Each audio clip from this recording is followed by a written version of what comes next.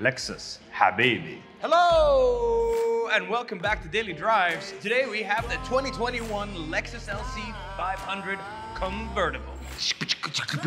Intro.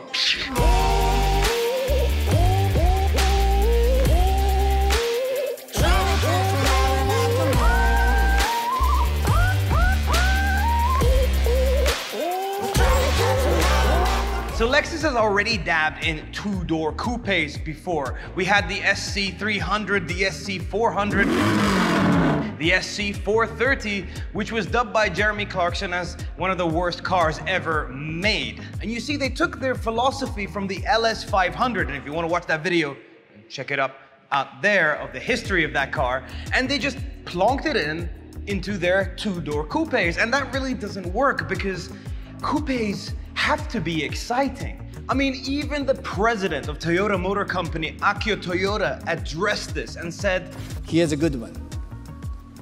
My impression is that Lexus cars are well made, but boring to drive." I was determined to make sure we became a more emotional brand, and that the words boring and Lexus never showed up in the same sentence again. And what they came up with was the Lexus LFA, the most bonkers car to ever come out of Japan.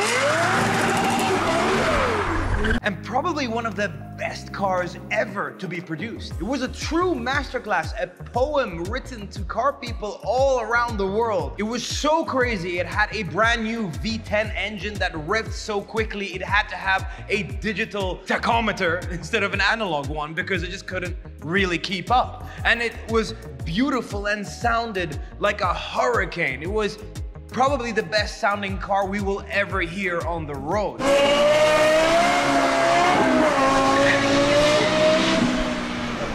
But it did cost a lot of money and not that many people could get it. But everyone saw potential and were waiting for what would come next for us mere mortals. But it didn't take long for Lexus to follow up. They brought us the RCF. It was a true competitor for the BMW M3 or M4, whatever they're coming up with nowadays. And that car went like stink. It handled well. It had a 5-liter V8 that was naturally aspirated. It sounded amazing. And everyone was like, wow, Lexus, they actually did it again. And this time it was affordable. They shocked the world one more time with the LC500. It was so similar to the concept version that people thought, is it the concept? Well, no, because Akio Toyoda promised that if people wanted this car, that they would build it. And oh boy, did they deliver. This is the latest flagship from Lexus, albeit it's the convertible version, not the coupe version.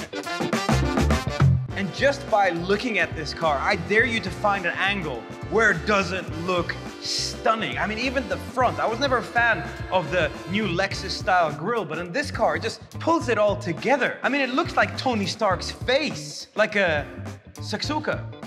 Alhamdulillah.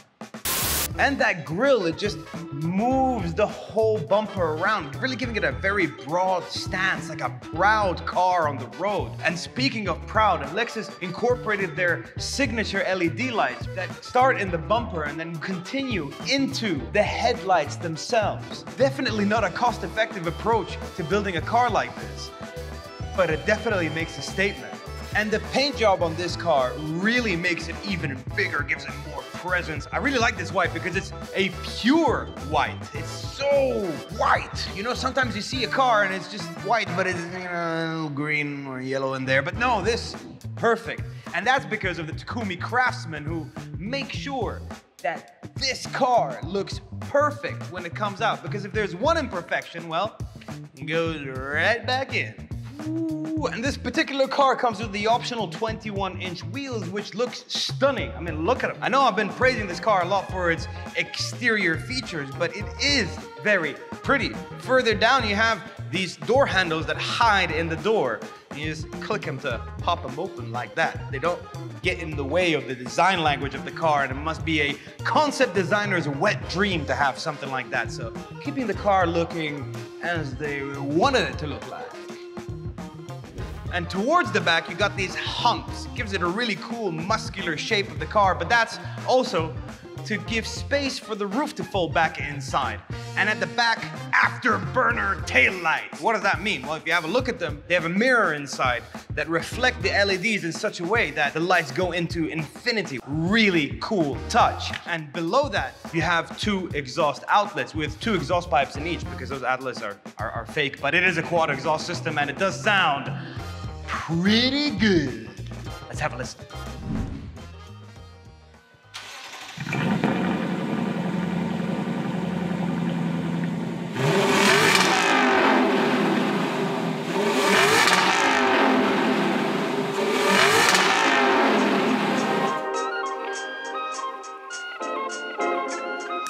The reason it sounds so good is because of this engine, a 5-liter naturally aspirated V8 producing 471 horsepower and 398 pound-foot of torque, baby.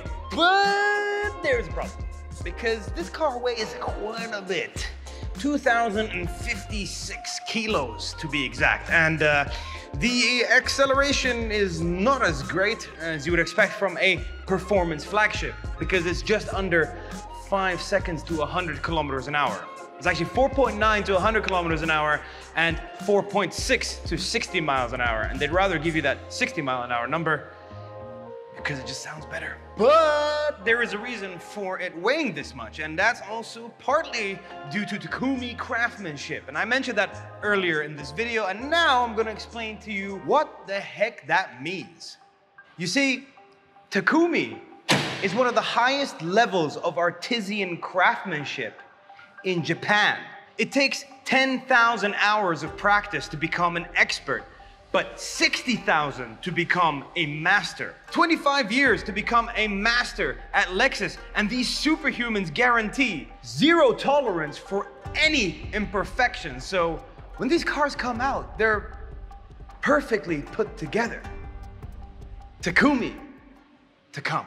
Takumi, to come. Takumi, to come. It means no worry. So hopefully YouTube doesn't demonetize this video for my horrible singing. But to show you a little bit more of that craftsmanship, we have to go inside. And I'm also going to open the roof because, well, top down, it's something else. Have a look at it. And if you can also hear that the soundproofing of this roof is absolutely incredible. There's no wind noise while you drive. And also the roof opens up to 50 kilometers an hour while you're on the move. So if it suddenly starts raining, you don't have to stop somewhere and look kind of like a douchebag. So please excuse the plastics all around here.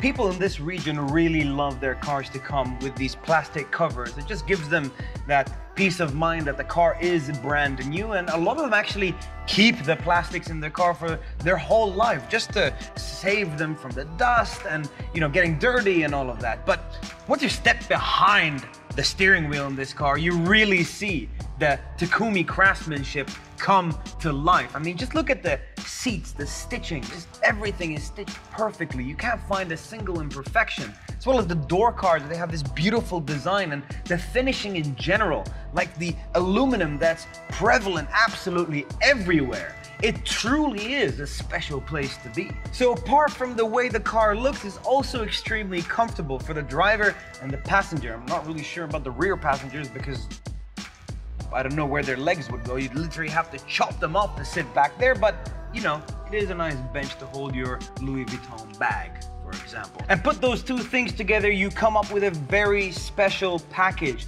a very premium package, and something you would expect from a brand like Lexus, especially when they're calling it the flagship sports car. So just like other Lexus models, you have this trackpad to control the infotainment system. You can, scroll through the navigation and also get to all your settings pretty easily using it once you're used to it. I'm not a fan of it, but that's what Lexus has been doing. We also know that in 2021, the LS500 will come with a touchscreen, so they might be moving away from this design soon. You also have a nice dial for the volume itself. That's pretty cool, with some shortcuts around that to find things a little bit easier. In front of you, the gauge cluster is pretty trick, similar to the LFA gauge cluster, but this one also moves from side to side depending on which setting you are in, as well as you also have your drive modes and everything. So it's all physical, and you can turn off your traction control quite quick to get to.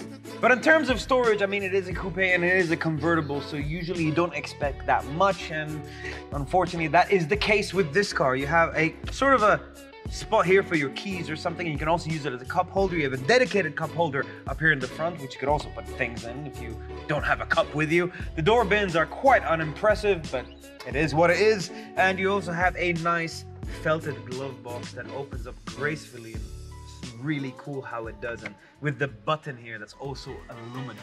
So at this point, we would usually take this car out and take it for a drive and tell you what it's like on the road. But unfortunately, this car is going to a customer, so we can't drive it this time. But hopefully in the future, we'll have a chance to do it, because I'm really impressed how this car looks, and I'm sure it drives really well, but I can't really say that because I haven't driven it. But thank you so much for watching this episode of Daily Drives. If you enjoyed it, make sure to smash that like button. It really helps out the channel, as well as let us know down in the comment section below what you think of this car. Would you buy one? Wouldn't you? And why? As well as don't forget to subscribe and hit that bell notification button so you don't miss out on any future videos. That's it from me. Thank you for watching and take care.